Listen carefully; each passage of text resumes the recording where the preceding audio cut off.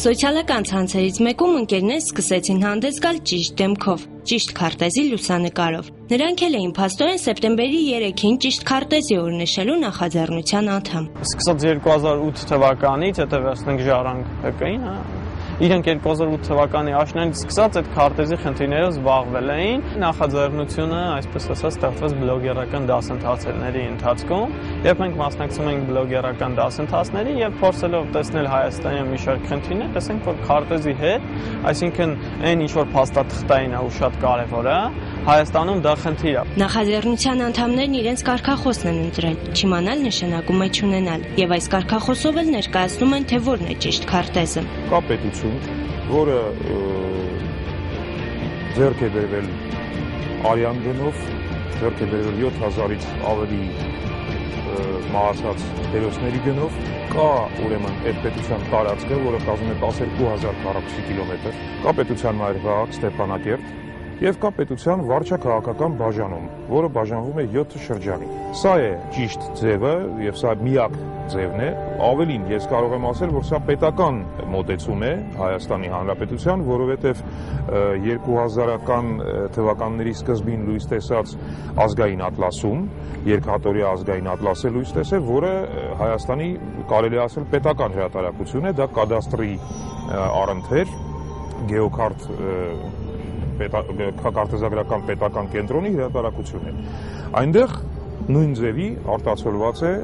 Ղարաբաղն ու Հայաստանը եւ նույն ձևի գնում են ուրեմն ճիշտ քարտեզներ։ Մասնակիցները մտածում էին, թե սխալ քարտեզներ օգտագործելու դրդապատճառը խորը արմատներ ունի։ Պարզվեց, որ երբեմն պատճառները մանր կենցաղային են եւ չարդարացված։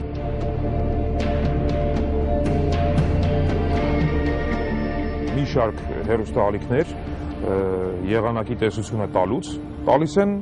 կտրած Լեռնային Ղարաբաղի ինքնավար մարզի սահմանները, որոնք որ 1991 թվականին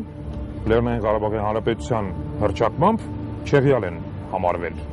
եւ այդպիսի կազմավորում այսօր չկա, լղին կազմավորում այսօր չկա։ Ցույց տալ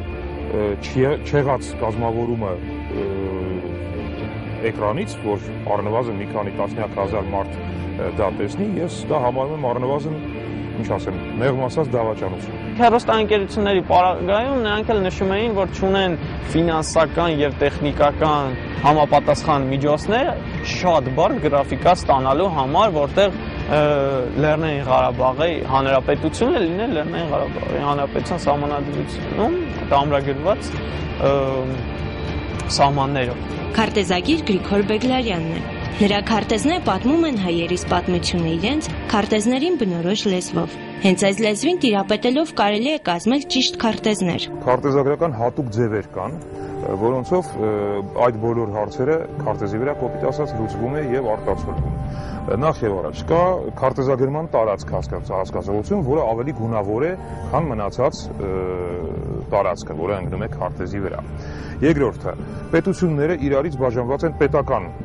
սահմանի նշանով։ Այդ թվում նաև Արցախն ու Հայաստանը իրարից բաժանված են պետական նշանի սահմանով, ինչպես եւ մնացածից։ Բացի նրանից, որ ես միշտ պնդել եմ այս ձևին Հայաստանի եւ Արցախի հանրապետությունների արտացոլման, ես նաև միշտ ամբողջ հայկական տարածքների վրա միշտ գրում եմ մի հատուկ շրիֆտով, որը պատմաշխարհագրական երկրներին է վերաբերվում, ոչ թե պետությունների, գրում եմ Հայաստան։ Ինչ պատմություն են պատմում մեր հարևան երկու պետությունների քարտեզները։ Ոչ Թուրքիայի, ոչ Ադրբեջանի քարտեզների վրա չկար հայկական լեռնաշխարհ բառակապակցությունը,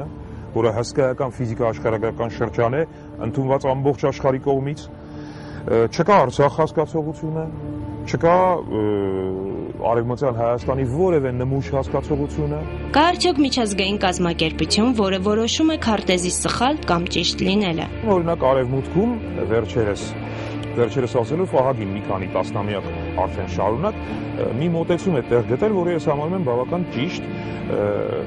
Դա այն մոտեցումն է, որ երբ որ վիճելի տարածքի մասին է խոսքը, որը երկու ժողովուրդ, երկու պետությունը տարբեր ձևի են անվանում, այդ դեպքում դրվում են երկուսն են։ Եթե կա